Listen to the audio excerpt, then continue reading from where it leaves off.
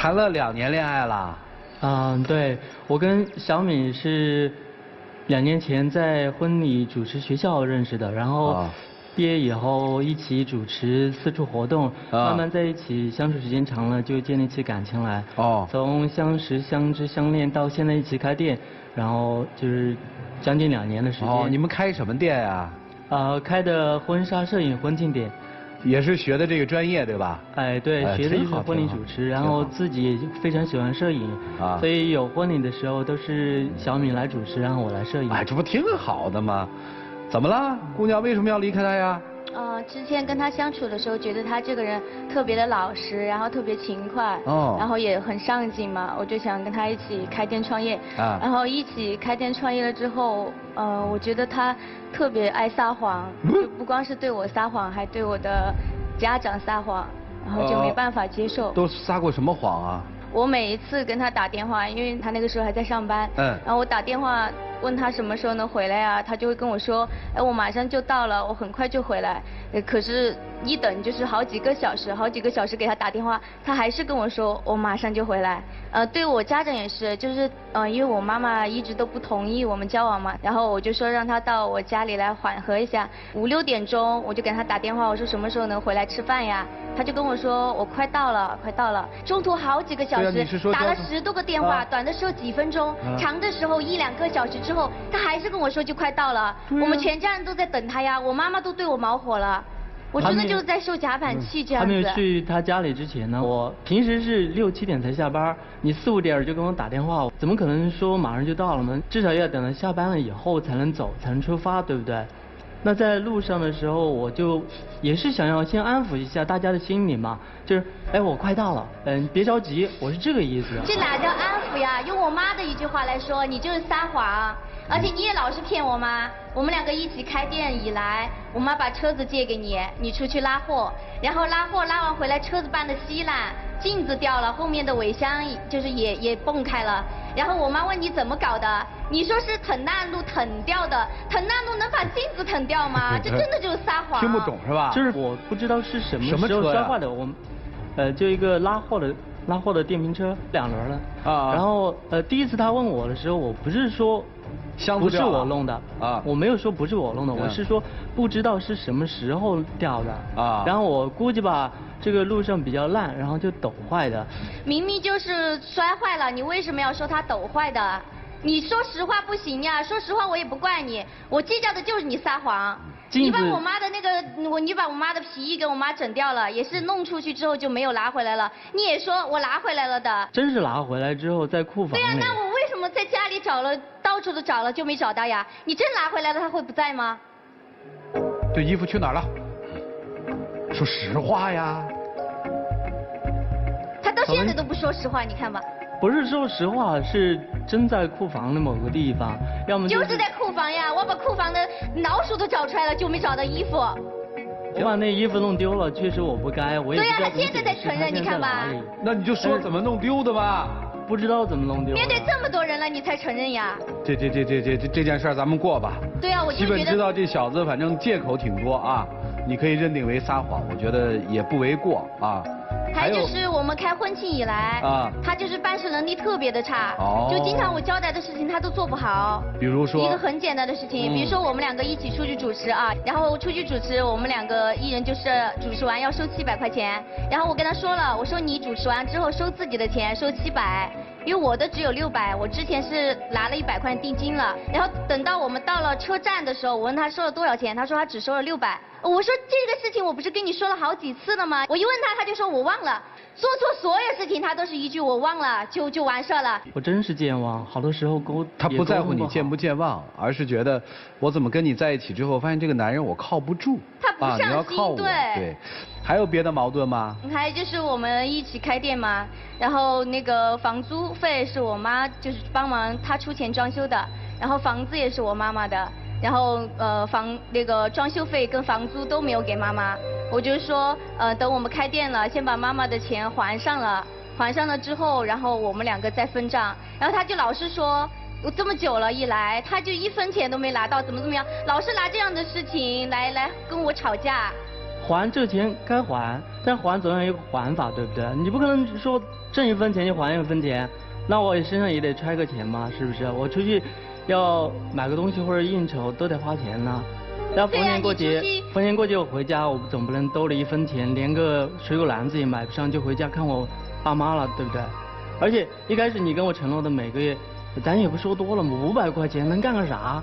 但是500块钱也没有，到过年了，说过年前也没有，你怎么让我回家？那我肯定要跟你商量一下呀。啊，一开始商量，后来慢慢变成吵了。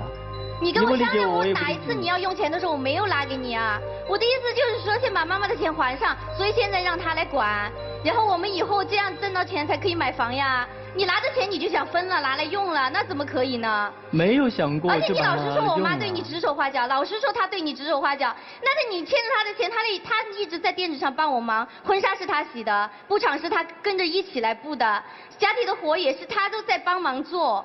我们不在意，铺子也是他在守，你老是说他指手画脚的。其实你妈妈为我们做那么多，我也非常的感激她，包括一开始她能让我们在这里开店，我都非常的感激。但是你说我开个店吧，就好像是我跟你开个店，就好像是整成了我跟你妈在开个店，什么事都要跟你妈商量，对不对？然后不管小事大事做错了，也不。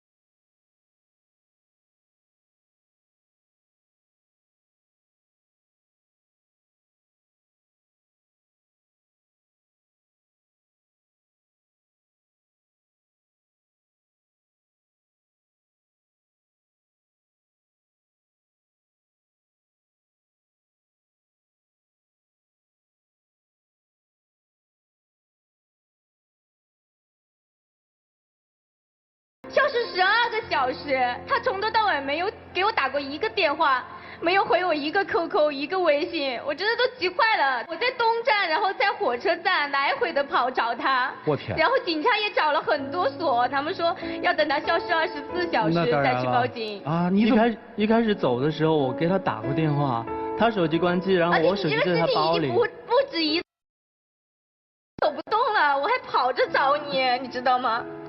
好，亲爱的，别哭了啊！是我不对。行了，别再退了，再退摔下去了，姑娘。那个，你刚才说在你们这不是第一次，是他老跑是吗？对，他只要就是跟我吵架了，不管。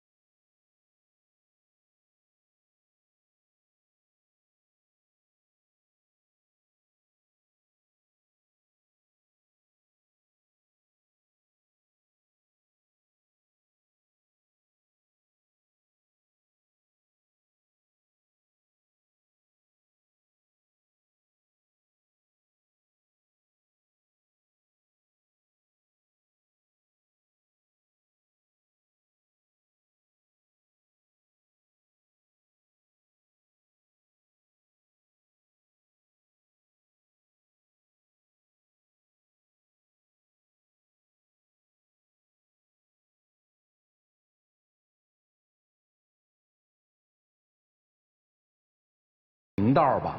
来，一起进入丘比特问卷。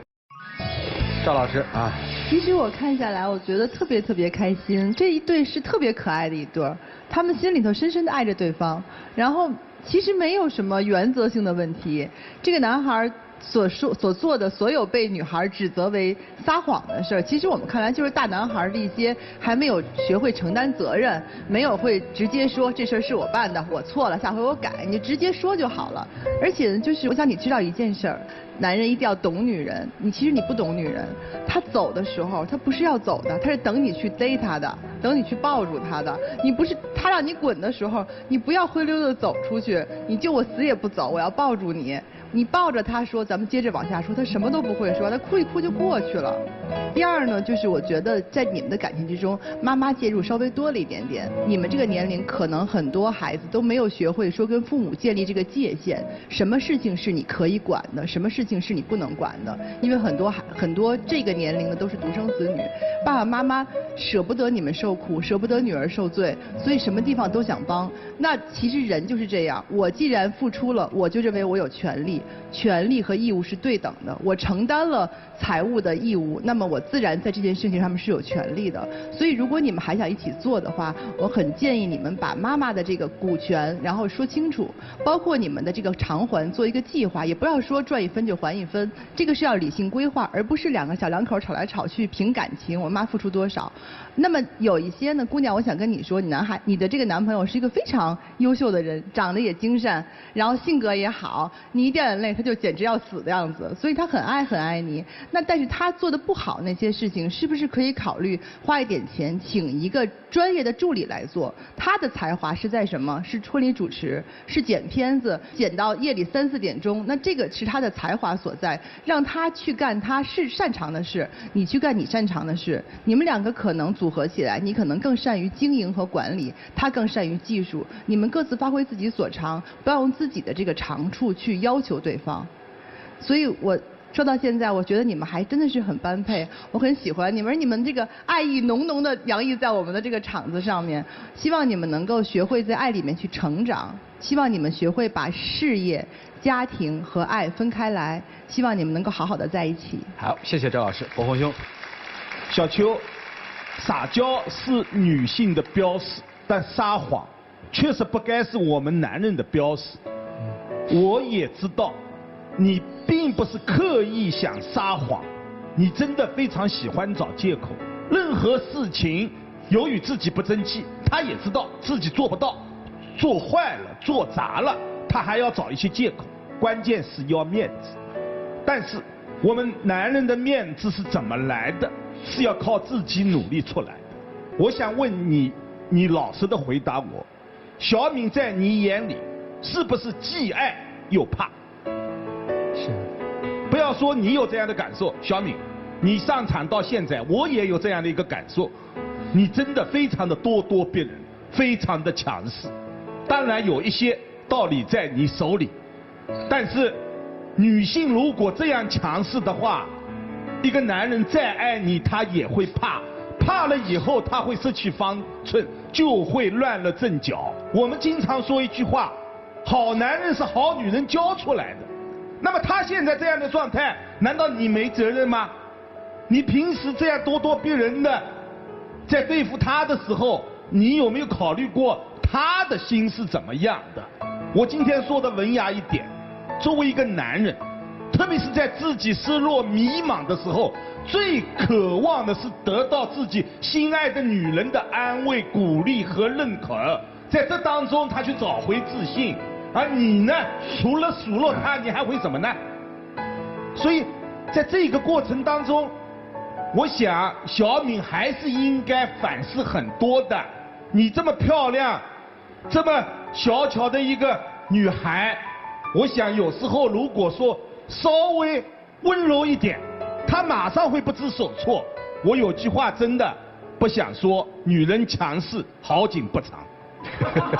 不想说你还说，哎，来，涂老师，小敏，我跟你是一样的人，我也是个急性子，我也有你一样对身边有一些人有恨铁不成钢的感觉，我也习惯去训斥别人，说教别人，但是有的时候真的是适得其反，而且容易把一个人的心给说冷了。特别想望夫成龙，是吧？我们说找一个成功的男人是所有女人的本能，但使自己的男人更成功，是一个女人真正的本领。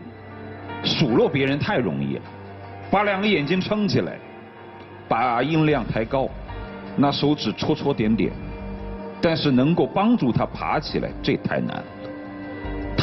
他是有很多的不对，但俗话不说得好吗？女人是男人最好的学校。你如果给她自尊，给她温存，你鼓励她以适当的方式去引导她，她就会越来越优秀。但如果你一直去骂她，说她没用、废物，她就会越骂越傻，越骂越笨。但这还不是最重要的，真正重要的是心会凉。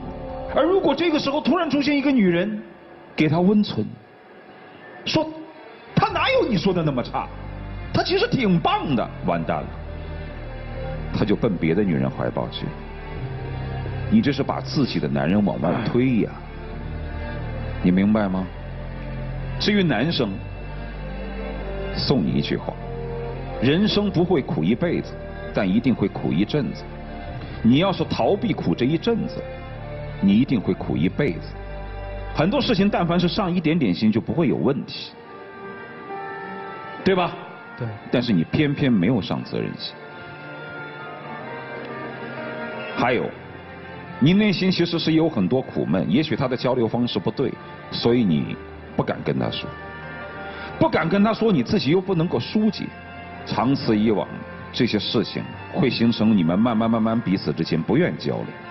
因为我知道我一犯了错他会说什么，他也知道你犯了错接下来又会干什么，所以我认为你们之间之所以还能够在一起，是真的因为彼此其实都是善良的，只是一个太急，一个太慢。这样爱得特别痛苦，因为你找不到方法。其实如果你找得到方法的话，你们两人的爱会越来越浓，但是你们没有找到方法。所以我认为夫妻之间的相处之道就是不要对对方有太高的要求，多检是自己的问题。第二，就是在生活当中一定要去找技巧，而不要更多的去责备。如果做不到这些，趁早散了算了，就这样。这个我挺喜欢你们这个爱情的，就爱得很纯粹，不为钱，就是因为爱我们在一起。用小清新那么浪漫挺好的，但是回到生活里，日子是你们过的，不是我们喜欢清新你就觉得清新是个美好的事儿。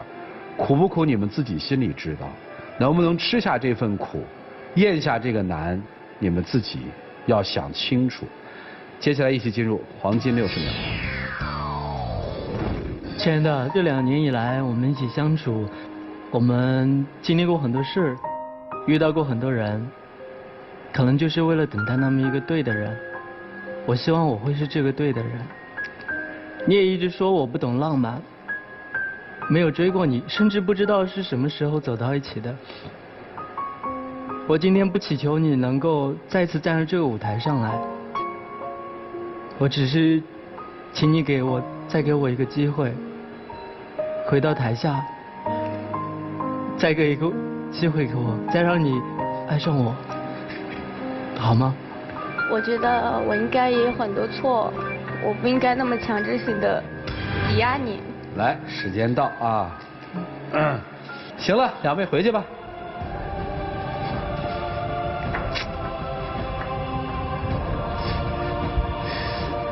来，请关门。下载使用天天圈，提出情感问题就会得到导师们的在线指导，并且有机会在爱宝节目中得到涂磊1对1的指导。使用微信摇电视参与互动，点击左上角的宝箱抽取现金卡券。关注我们的节目信息，请大家关注新浪娱乐、腾讯娱乐、搜狐娱乐、网易娱乐、凤凰娱乐。欢迎大家登录优酷、土豆、腾讯视频、乐视网、PPTV、趣力、爱奇艺收看我们节目的完整内容。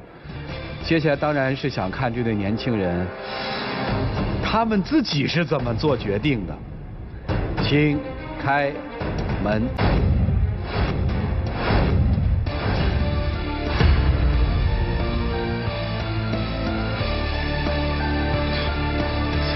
不了。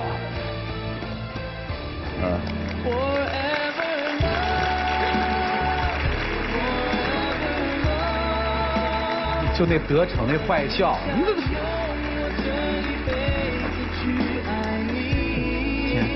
哎，好，你们好多川妹子都这样，嘴里骂的特狠，这让她走还就不走，任劳任怨就伺候老公一辈子，你看那个还做作，那手还绷着，你手绷着你推开他呀。有请小花童吧。